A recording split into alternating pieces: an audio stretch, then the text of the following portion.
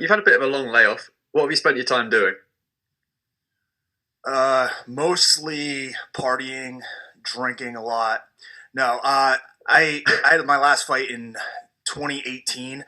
Unfortunately, in that fight, I suffered a pretty bad handbrake on my left hand, and it kept me out of action for a while, a lot longer than I had anticipated. I signed a contract with the PFL. I want to say like 3 days before we had this major shutdown last year. So that added another year of inactivity to my career, but it's not something that I had planned on. In the meantime, I was luckily able to continue my professional wrestling career and make some waves in that avenue.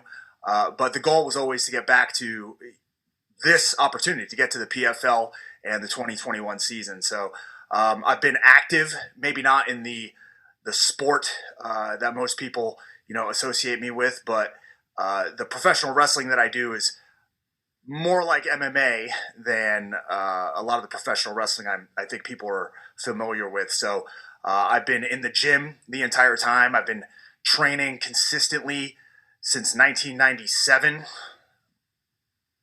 So business as usual. My final question to you is a bit of a short notice opponent change.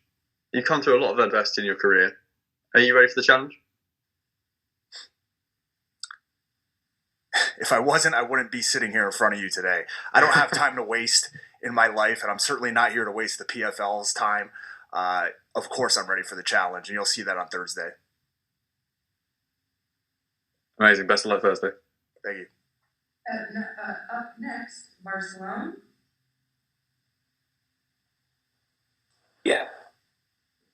Hi, Tom. How are you? I'm doing great. How are you? All right, good. Thank you. Hey, so Major League Wrestling, you talked a little bit about the wrestling. What has that been like? And I know King Mo is there. We're seeing the crossover between MMA fighters and pro wrestlers. Do you think we're going to see more of that? I answer this question very frequently, and I myself hold a degree in history from the University of Central Florida.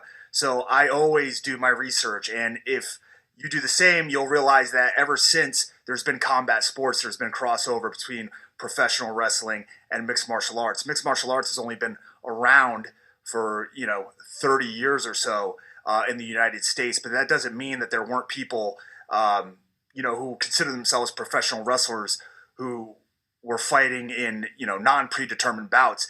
If you want to go back and look at the infancy of Brazilian Jiu-Jitsu, that was because that there were professional wrestlers going to Brazil and doing what would equate to MMA fights at the time, and Brazilian Jiu-Jitsu came out of that. So we can go back thousands of years. There's always been crossover. Now that mixed martial arts is kind of captured the imagination, I guess you could say, of fans and people in the U.S., there's more techniques. There's more people are more like willing to accept submission wrestling and ground fighting, and you kind of see that crossover into professional wrestling techniques as well. So, there's always been a crossover. There's always going to be a crossover, but not everybody can do it well.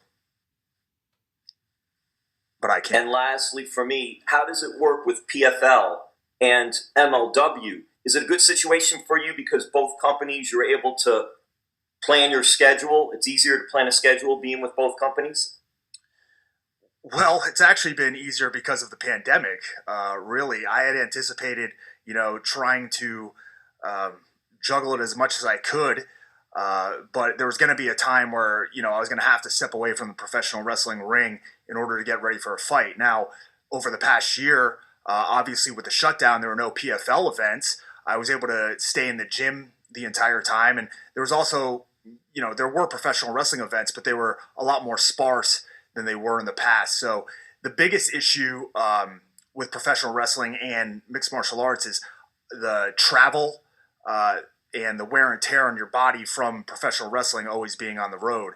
When I signed the contract that I have with MLW now, I made 100% sure that I had clauses in there that allowed me to fight. So if people thought that I was, moving completely into one avenue with professional wrestling, I mean, the front office at MLW, Court Bauer, MSL, they could tell you that that wasn't the case. I was, adamant that I had clauses put in there that would allow me to fight, and here I am.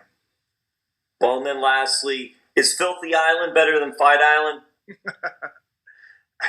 Absolutely.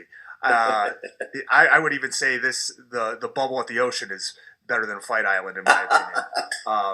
I don't know if it holds a candle to Filthy Island. We haven't gotten our spam here in the bubble yet.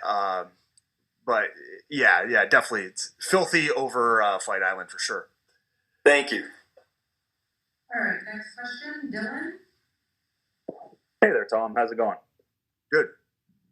Just wanted to congratulate you on becoming the first ever NJPW Strong Openweight champion there. Thank you. I'd be lying if I said that was not a goal of mine it's a new title, but being in that New Japan ring, the Cerulean Blue, as it's known, has been a goal of mine dating back 16 years, the first time I stepped into a pro wrestling ring, and really before that. So thank you. No, I think it's a perfect fit for what you bring to the table, man. But to that point, is the plan to concurrently go back and forth between wrestling and MMA, or just like sole focus on the rigorous PFL season the rest of the year? My plan is pretty much the same as it's been my entire life. I like to look at what's directly in front of me. I haven't done too well with long-term goals. It always seems like when you plan something out in my life for long-term in the future, things don't go that way. Things never go to plan. So I like to look at short-term goals. I have a fight in front of me on Thursday that I'm, focused on. That's my biggest worry. And then again, June 17th. So I'm full steam ahead into the PFL season. You can ask me that question after those two fights are done, and perhaps I'll have a different answer. But right now, it's all about the PFL. Fair enough, man. Thanks for the time. Yep. Up next, Ronald. This is Ronald E. Smith from Getting Real. Tom, how you doing? I'm doing good. How about yourself? Hey, man, I can't complain. You've been fighting since 2007, and for all that, that's a long career. And with the ups and downs that goes with it, what has kept the fire burning inside of you? A lack of other job skills. I get that so well. And knowing that too, man, you've also been able to split with wrestling. And a lot of people, even to this day, even when you talked about it, still give that a side eye. What is it about with wrestling that makes you enjoy it so much? Well, like I said, earlier, the type of professional wrestling that I do, that I enjoy, is more based in mixed martial arts. It's based in combat. When I was, if we want to go back like 20 years, when I really, really started getting into MMA, I was ordering tapes from Japan, Rings events, Pride events in its early infancy, and there were a lot of crossover between professional wrestlers and mixed martial arts, and there was crossover in the techniques then as well, and that's what always has appealed to me.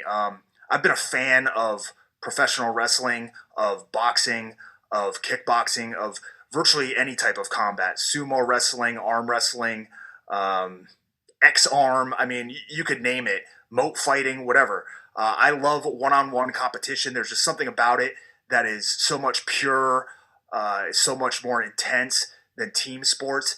And, that's what's kind of drawn me in.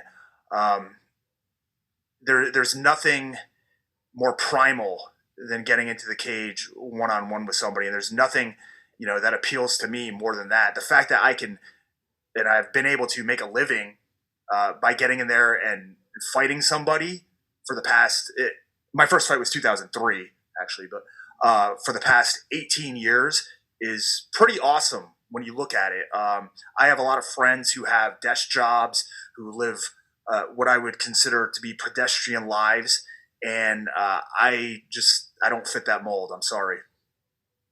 Thank you very much. Up next, Alex, Cage Side Press.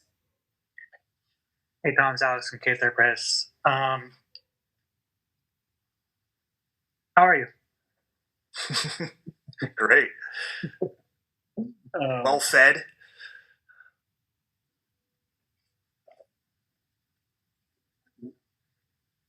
I just wanted to know. I'm not sorry.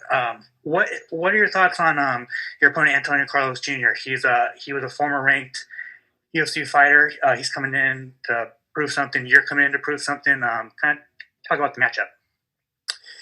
Yeah. This is people say it's a short notice opponent change, or I had an opponent change from Jordan Johnson, who I was set to face. But Antonio Carlos Jr. isn't somebody who's coming off the shelf. He's been active the past year. He's a phenomenal jiu-jitsu competitor. He is a phenomenal ground fighter. He is very, very tough to finish. I think he's only been finished once in his career, which unfortunately means I may have to fight 15 minutes, which sucks. But I'm more than prepared to do so. He's fought as high as heavyweight. He won Tough Brazil at heavyweight.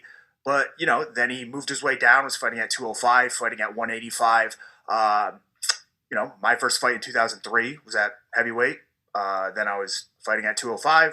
Then I was down at 185. And now we both meet back here at 205. If you look at it from the outside, it's clear to see what the game plan should be. On my end, like I said, was a world champion in Brazilian Jiu-Jitsu. So, I don't think I'm giving away any secrets here. I hope he hears this. I hope he sees this. I hope he reads this. I don't plan on going to the ground with him. I plan on getting 6 points before it even hits there. Awesome, man. Good luck. Breeze. Hey, this is Breeze from the MMA Breeze. I wanted to ask, how coming back into fighting and performing in MMA, were you approached by any other organizations or entertaining going anywhere other than the PFL? And if so, what brought you to the PFL specifically? Yeah, I've had opportunities. I've had things thrown my way over the past few years. I was offered a Lethway fight. There's a little bit of talk with some bare knuckle organizations, and I love fighting. I love combat. I don't know what to say. I absolutely love it. It's the only thing that I think about on like a daily basis that makes me happy to do as a living. There's $1 million on the line. I don't know what other chance I'm gonna have at this point in my life to make that money, especially not doing something that I want to do. I could go get a job. I could go work at the plant in Amazon for our overlords. I could, sit behind a desk all day. I could go dig ditches or something, but none of that appeals to me. What appeals to me first and foremost is getting in that cage and fighting somebody. Now, the fact that I can make, a good chunk of change off of that, well, that's great. And the fact that there's $1 million at the end of this, that's even better. So it's a no-brainer. My wife has stuff that she wants to buy. She wants to get like a fire pit for the backyard, stuff like that. My kids want, a new Pokemon game. My daughter was crying yesterday because I didn't want to buy her the $25 Angela Kitty Cat game on the iPad. So when I get that $1 million, that won't be an issue. And that's one of the driving factors here.